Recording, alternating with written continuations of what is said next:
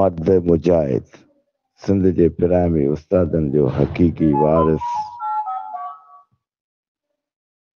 हाजी शफ़ी मोहम्मद सचो ॻोठ हाजी ख़ैर मोहम्मद बंगवार में 2 ॾींहं अॻु धाड़ेलनि हथां शहीद थी वियल उस्ताद मुराद अली बंगवार ऐं संदसि चाचे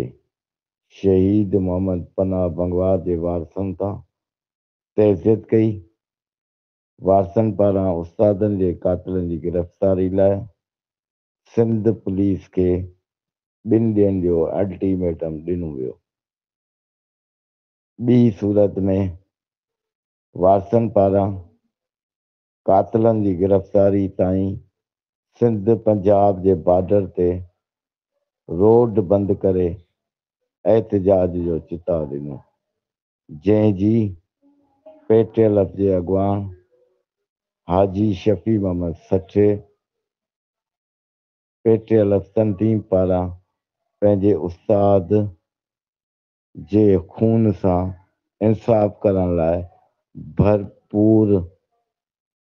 भरपूर हिमायत जो ऐलान करे छॾियो।